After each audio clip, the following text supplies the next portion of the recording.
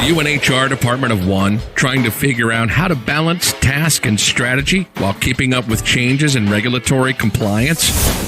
Do you need a fresh outlook on old topics? Then stop what you're doing, grab your coffee, and get ready to recharge. If you have people, you have problems to solve and things to do. Your host is Brenda, a 20-year human resource professional, ready to explore the HR industry with veterans of business and life with fresh eyes and new ideas. Learn about the rapidly evolving changes in employment law around the country, as well as new tactics to deploy and build engagement in your workforce. If you're looking to implement new practices to make your job easier in HR, then this podcast is for you.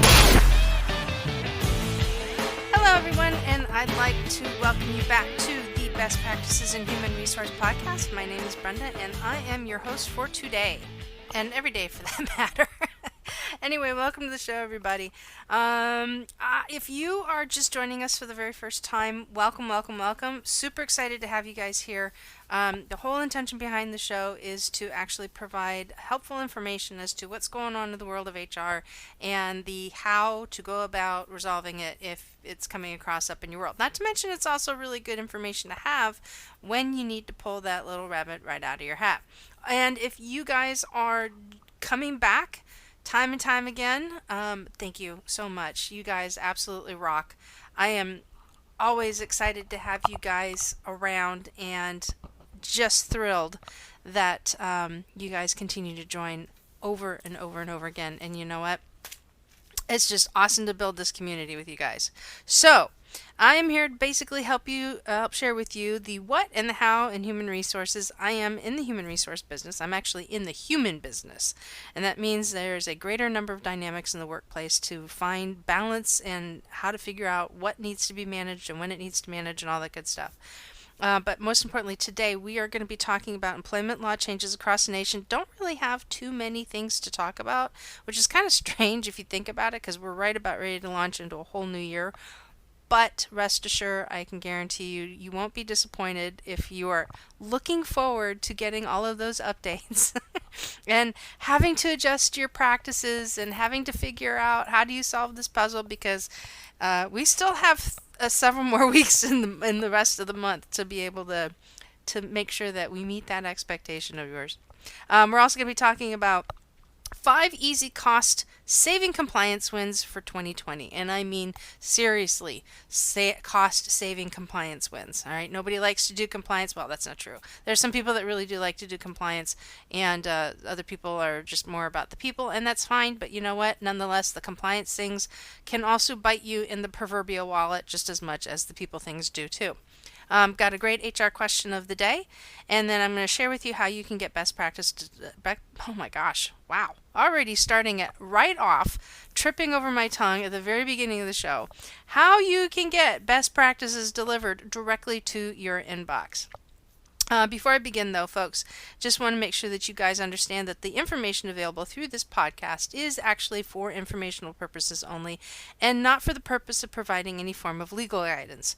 If you need some, you should contact your attorney to obtain that kind of advice with respects to any particular issue. If you do not have an employment attorney, feel free, reach out to me, and I may be able to refer one to you through our affiliates program to our friends over in Jackson, Lewis. Okay, so enough of that. All right, let's talk about what is going across the nation. So, something that to put on your radar, it has popped up. Now, let me stop and preface this. There is always confusion around internships. Should I have a paid internship? Should I have a not paid internship? All right, that's not what we're going to talk about. But there has been a release of information that is out there that unpaid interns, there's advocacy starting to go into place for what's called non-employee unpaid interns. And that advocacy is that they are currently not protected by the National Labor Relations Act. So if you are considering an internship, now this may change, but I just want to let you know that there's some information out there if you are considering it and you've got unpaid interns and you have paid interns. Bottom line, make sure you take the time to go in and look to determine whether your paid interns or non-paid interns are actually protected under National Labor Relations Act, NLRA. Why? Whole nother podcast. We may do that at some point in time in the future. Okay, OSHA has released its fall semi-annual regulatory agenda. So for those of you who are heavily involved in the safety aspect as on the side of HR, make sure that you understand what is in the forecast for OSHA, mid-year forecast for OSHA. Also, McDonald's. This is kind of a big deal. McDonald's is actually being required to pay $26 million to settle California wage theft claims. So if you're in California, make sure that you guys are understanding what is going on around wage theft and wage theft claims. The California Supreme Court has also decided, they haven't decided, they are preparing to decide the Dynamex retroactivity case that's currently out there. This is specific to California. Already, I know it's been in the news. This is something that I keep coming up, but the California Supreme Court is actually preparing to decide. So stay tuned for that announcement, because when it hits, it's going to be like all over the place. So just want to make sure that you guys have that on your radar. Over in Colorado, there are going to be significant revisions coming to Colorado's wage and hour laws. So be on the lookout for that if you guys are over there in that particular state. Not sure what they are just yet. I haven't really dug into it, but definitely make sure that you are checking into it. Also, a judge has issued a temporary injunction blocking the implementation of the San Antonio's sick and safety leave law. Now, we've mentioned this before, but just wanted to put this out there because we had said it so many times in prior podcasts that it was coming, and now that the injunction is in place and it's not happening, just want to make sure that everybody knows, if you're listening from San Antonio, don't do it. Don't do it. All right, it's not valid anymore. So, and if you have questions about that, all you need to do is just reach out to me, and we'll be happy to go ahead and get you connected with the right information. Also, in Virginia, my state, Virginia has actually implemented a task force which releases recommendations to address worker misclassification. And you know what? We're going to actually talk about that today in great detail, not for Virginia, but federally and across the country. So stay tuned for that one.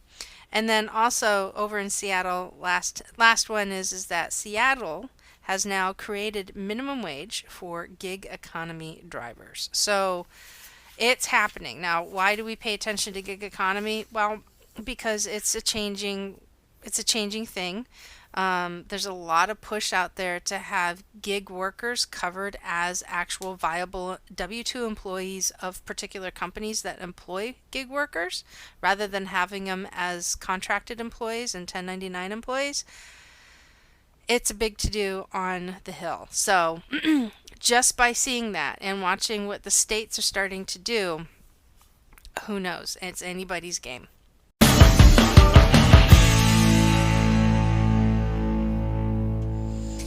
All right, so we are going to do a countdown of the top 5 easy cost-saving wins for HR professionals and companies going into 2020. Now, these are very easy tasks that will help mitigate risks of really building some excessive cost for your company and help you stay compliant. All right, so it's a balance of the two, cost savings and compliant. Very nice little beautiful combination there. It's kind of like a set it and forget it kind of a thing, so it allows you to actually focus on some other important things. And the reason why we're sharing this is because we all know it and feel it. Everything in HR is important. But the challenge is, how do we get to it all, and what's the priority? So if you start on these five things, all right, you are really going to put yourself and catapult yourself so far ahead into 2020. It's literally going to help you get that peace of mind that we all have, because let's face it, anybody that's in HR, we know what happens. Like when we see something that we know that needs to be done or should be done, or something new that comes out, it rides our call to action button like really, really hard. And all of a sudden we're like, oh my gosh, how are we going to do this? And I remember, just kind of give you an example, years ago, in the prior administration, a friend of mine and I, we worked together, and we went to a government contracting symposium.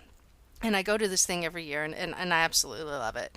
But there were about 12 executive orders, and a combination of executive orders and other divisional orders from like OFCCP, Department of Labor, that were coming out, that literally after 8 hours of sitting at this conference, we looked at each other and we're like, how are we going to get all of this done?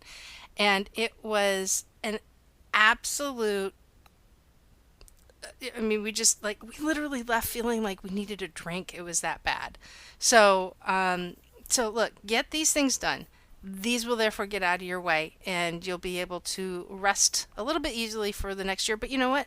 Also tackle them again at the end of every year and at the beginning of, to get ready for either the next year. So I'm going to stop rambling, and we're going to do this, but we're going to kind of do this a little old school Letterman style. So we're going to go backwards. All right. So we're going to start off. Tip number 5. All right. Know what's required through the year. That is key right there. And I've got a great way to help you to do that. Go on to the bestpractices.work website and download the free current HR calendar. All right. And start looking at what's required of you going into next year. Now, we're going to have the new calendar up in the next few weeks. We just got a couple of dates that we need to just verify and get together, but at least you can take a look at the current year calendar and figure out what's going on. Now, this is absolutely 100% free, okay? You don't have to worry about paying for it. It's my gift to you guys. Seriously, use it, hang it up, write all over it, do what you need to do. But there's also going to be a lot of really good information there for you that will help you figure out when to get stuff done. Absolutely critical. Okay, so know what you need to do and know when you need to do it, and this HR calendar will absolutely help you do that. Okay, all right, tip number 4. Very simple. Update your employment posters. All right, this is the easiest compliance win out there. Okay, it is also one of the most cost-effective wins as a result of that. All right. Posters are designed to provide information to your employees on what their workplace rights are and where they need to go if they have a problem. You're going to need to make sure that you have both the federal and the state specific posters displayed. Now, I've gotten to a really bad habit, that when I go into a business, I automatically look to see what posters they have up. And if I don't see both of the posters, or I look to see what the expiration date is, I actually tell them about it. It's horrible. So, and I'm only specific talk about like when I'm at meetings or networking events or something like that. So I'm really bad about it, actually. But you know what? When I mention it to employers, they love it. They're like, oh God, thank you so much. And then I tell them where they can go. Okay. Not like where they can go, but I mean where they can go to get new posters. All right. If you're a federal contractor, you're going to also need the federal contracting poster as well. And then also remember, some counties and cities actually may require their poster if they have one also. So like we've talked about some of these little things that take place in California that make a big splash. It is very likely that they have incorporated in posters, the smaller cities, their ordinances and things like that, right? Now, the likelihood of you receiving a fine for not having a poster is about next to dang near none. All right, it's very minimal that chance is actually going to happen. However, if you should find yourself being audited by the Department of Labor, which will happen and could happen, all right, that is a higher probability than somebody coming in just to check and see if you have your posters up, other than me. All right, they actually going to look for your posters to see if you are actually a compliant, abiding employer. Now that goes into the overall image of that they have of how an employer operates when they come in to address particular issues or conduct an audit.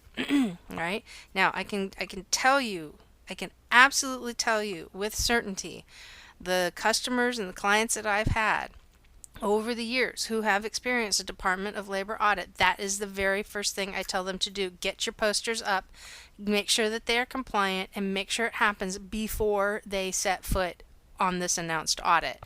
And I guarantee you, every single time they've come in, one of the first couple of things that happens in the first hour, they look for the posters. And every single client has said, holy cow, I'm so glad you told me you did that, because that helps set the tone. And I know I'm going to digress just a little bit, but look, auditors come in and they're loaded for bear. All right. They really are. Not because they're there to try and prove you guys wrong, but what they are so used to is being lied to.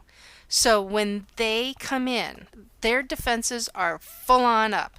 But when they see over their course of engagement with the company that they're auditing, when they see that an employer is actually making an attempt to do the right thing, those defenses begin to lower.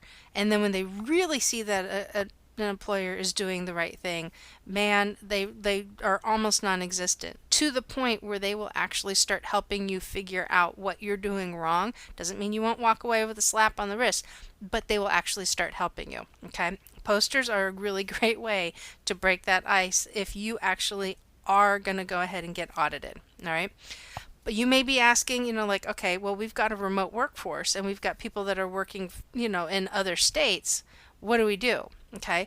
So if you have a company that operates in multiple states and you have offices in multiple states, you only need to post the federal and that state specific poster, unless you're a government contractor. And then you also need to have the federal contractor, right? So it's your magic trio.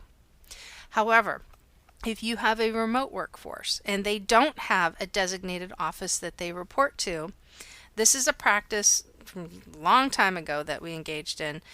My advice, okay, and it absolutely will not hurt, but just obtain the PDF copies of the required posters and then host them on your employee accessible site, like somewhere in your HCM employee self-service portal, okay? Very simple to do. It's all you need to do. And make sure that, and then make sure that your employees know that they are there, okay? Now, to find out what posters are required so far, jump back to episode 37, the episode prior to this one, okay, and listen, and you'll be able to get the complete list. And I'm also going to tell you exactly where to go ahead and get your employment posters, which, incidentally, if you go to the bestpractices.org website, under the affiliates page, you'll see Employee Law Compliance Center. You can click them on. There's a code where you can actually get a discount as well. Little teaser, but definitely go back to the last episode and listen to the poster updates in the first segment of the show. And while you're at it, you might as well stick around and listen to the rest of the show too. All right, so that's tip number 4. Okay, update your employment posters. Tip number 3. Ensure your employees' information in your HCM and payroll databases are correct. All right. There is a great deal of unrealized labor dollars that go into fixing employee issues or issues around employee information. So another thing that will cost you money is W-2 reissues. So if your employee's information is wrong in the payroll system and they have not updated, they moved, all right, and then you send out your W-2s, their W-2s aren't going to get forwarded. They actually get returned to the employer, or they may even not even show up at all. All right, more than likely they get returned to the employer because the U.S. Post Office cannot forward a W-2 to a forwarding address. So if it gets lost, a W-2 reprint costs money. All right, so unless you have it already in a PDF format, a W-2 reprint, a formal reprint, costs money with every reprint, and it can be anywhere between like $25 to $35, $50, depending on where you have your W-2s compiled. All right. Also, a great deal of money goes into having to deal with missing notices. All right, notices. Let's say, for example, your benefits provider puts stuff out there, and then somebody says, "Well, I was counting on this, and I didn't get it," and then you have to go in and do the research. Okay, all because their addresses were not up to date. Right? So my recommendation is set up an annual initiative to have your employees review their information and make updates. And most importantly, figure out a way to get confirmation from your employees when it's done. Now, if you've got a smaller company, then just have them send you an email to make sure that it's done. And if they haven't done it, then follow up with them. All right. In my experience, when you launch any kind of HR initiative, it could be training, address checks, whatever, okay? Here's how your workforce is going to typically respond. You're going to have about 10% of people that are going to immediately jump in and do what's told way ahead of the due date. I fall into that category, quite frankly, because I don't want to be on anybody's naughty list. And then also, I got stuff to do. This is an easy thing for me to just knock out in between my big stuff. So when I was an employee, that is exactly what I did. I just went in, got it done, got it taken care of. I don't have to deal with anything else beyond that. All right. 50% of your employees are going to need a reminder with a reinforced due date. Okay. There's a lot of stuff going on. Everybody's got their brains all over the place. And you know what? Some people are just going to, a good chunk of people are just going to need a reminder to get it done. 20% are going to need some form of a follow-up and a second reminder and a reinforced due date. Okay, now you're getting into the back end of it. All right, and then 20% you'll also need to chase down and get them to do it before the due date. So my math is correct. That last 20% are also going to be likely to miss the due date, even with the constant reminding, so make sure you're prepared for it. And if you've done these things enough, you're going to know who your folks are, who are your worst when it comes to details and administrative stuff, okay? You're going to know who is bad at paperwork. You're going to know who you have to chase down because they just keep popping up, all right? So just prepare for that, all right? Okay, so tip number 2. Now this is a big one. All right, this literally is one of the second best cost saving things you could do. It's a little labor intensive, but once you get it down and you fix it and you get it right, it goes so much better, okay? And that is audit your I-9 forms and get them right, all right? With the increased attention that is being paid on undocumented workers, companies cannot afford to make mistakes in this area, and I mean like literally. All right. There's a brand new fine structure for penalties being assessed that took place April 5th. So anything after April 5th now has more stringent penalties attached to it. Okay. And that was an increase that took place here in 2019. So there's a new fine structure and it is painful. All right. Anything that was assessed April 5th, 2019, where the associated violation occurred after November 2nd in 2015. So that means that they're going back. They're going back 4 years to look at mistakes. So here is the new range. Are you ready for this? And seriously, you're going to need to sit down because it's very painful. When I first started doing this, substantive or uncorrected technical violations, meaning like you haven't finished the form, stuff is in the wrong spot, things are missing, dates, signatures, okay, used to be $110 per form per incident. For 2019, it has increased to $230. Now, that is the maximum fine per individual. And it went up. It actually went up from early 2019. It used to be $224. Now it's $230 per technical violation. Okay, the maximum fine per individual increased from $2,200, from $2,236 if you really want to get technical, to $2,292 per individual. All right, so that's painful. The second category is knowingly hiring or continuing to employ individuals that are not documented. All right. So the first offense now ranges from $573 to $4,586 at a maximum.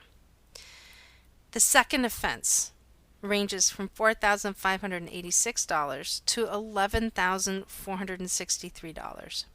And the third offense, or more, has increased to $6,878 to $22,927 in subsequent fines and penalties. So look, if you're doing your I-9s, all right, that means that you are doing everything possible to make sure that you are ensuring that your employees are authorized to work in the United States, and it is your way of showing your due diligence. Now, they don't expect you to be, masters of understanding any, what a, false document looks like unless it's written in crayon, right? They don't expect that. They just need you to do this in good faith, right? If somebody's lying, here's the cool part. The burden of the evidence falls on the employee to demonstrate that they are authorized to work in the United States. So it is your responsibility as an employer just to make sure that the I-9 is done, it's done correctly, and it's done within the time period that it's supposed to. Now, don't stand up just yet, right? There's more to this. Offenses, as we've seen and we've talked about, can also include criminal charges as well as prosecution, all right? The worst thing that can happen out of all this, all of this is bad to begin with, all right? And it's on a progressive uphill swing as to bad, right? Not doing I-9s bad. Doing I-9s partially and having multiple offenses if you've got people that are knowingly in the workplace, bad, all right? Here's the bad. You're also going to face a great deal of negative public and professional scrutiny, okay? And you will risk closure to your business. Here's the thing. Companies, you guys are responsible. Your number one priority is to make sure that you keep your doors open so that way you can do payroll. That is your number one responsibility as an employer, is to ensure payroll can be met. This is one great way. If you screw this up, like ragingly screw this up in all of these ways that we just talked about, this is going to financially be a drain. In addition to that, you're going to be under the spotlight of ICE and USCIS, and you're going to wind up seeing your name in the newspaper. Okay, don't even go there. So these are really great tips and tools to get yourself in a position to where you're not going to run into the mess of dealing with undocumented workers and just not even simply having your paperwork together. Okay? Here is the number one tip. Review your employee classifications and address misclassified employees. And we're going to talk heavily about this, all right? What exactly does that mean? Misclassified employees include W-2 versus 1099 employees. Also includes non-exempt and exempt. Okay? If the IRS determines that you or your company has misclassified employees incorrectly as contractors, employers are subject to paying back taxes up to about 41.5% of the contractor's wages, and the IRS is going to go back about 3 years. Okay? They have the authority to look at the last 3 years, and it will be painful. I promise you, it will be very, very painful. If the IRS believes you have intentionally misclassified employees, they may seek a criminal conviction with up to 1 year in jail and penalties for companies as high as $500,000. It's a very painful process to go through something like this, okay? You are going to be, if you get branded like this, right? If this happens to you, you are going to wear the sash and crown of a tax evader, okay? Contractors, there's actually a ripple effect that will impact people who have been classified as contractors inappropriately, okay? They may also face an audit because of what you've done, all right? And could be forced to pay back any business deductions they took in that time period. All right, so now you've got the sash and crown as a tax evader. You're bleeding money out the nose. Now your decision to do this incorrectly has now, unfortunately, required somebody else to pay a very serious price as well. Okay, so here are the most common misclassification mistakes a company can make. Okay. So first, and they're not in any particular order, you have not paid a quote-unquote employee correctly, all right? You even may have missed paying them overtime. You have not recorded work time correctly. You have not filed the appropriate federal and state tax forms. You have made appropriate contributions to retirement plans. You may not have complied with the American with Disabilities Act. You may not have provided them with the appropriate protections under either OSHA or the National Labor Relations Act. You may not have been paying attention to the appropriate workers' comp premiums, and you may not have given them the appropriate benefit notices and statements that they are required to have. Now, those are the most common mistakes, and that in and of itself is like a whole show, okay? This is just to help you put some triggers on top. Now, I will tell you right now, I've been doing this a long time, and the most common thing I hear is, we're too small of a company. Well, I got news for you. This is where small companies become the biggest targets. And the reason why is it's because of that very mindset that leads to the greatest impact and will literally paralyze or even close a company down, because all that hard-earned cash has now gone to pay attorney's fees and penalties, leaving your ability to grow your company with a zero possibility. That is a horrible place to be in. And I promise you, I hear that thing. It's like, oh, we're too small. They're never going to see us. Well, you know what? All as it takes is that if you've got a person that believes that they are entitled to overtime and you have not paid them correctly, all they need to do, call the Department of Labor, and the Department of Labor has you on their radar. Okay? I have said this so many times that small companies are a big target, and this is one of the reasons why. All right. They also feel the greatest impact because small companies do not have deep pockets. They have very shallow pockets. Sometimes they even pull stuff out and there's lint, right? And anybody who owns a small business knows exactly what I'm talking about. Get this right, because if you don't, it will absolutely be one of the most painful things that you go through, and all of your hard work, everything that you've put in, your sweat labor, your sweat equity, building clients, marketing, branding, right? Everything, hiring your first employee, your first dollar bill, holding up on your wall. Very proud of all of those moments, right? Gone. Okay, you don't want to be in that position. So those are the things that you can do coming into the new year that are going to get you compliant. And they're also going to be those easy cost saving things. It won't come out, man. I'm telling you. That's important. Just get it out, right? Easy cost saving things and wins for 2020.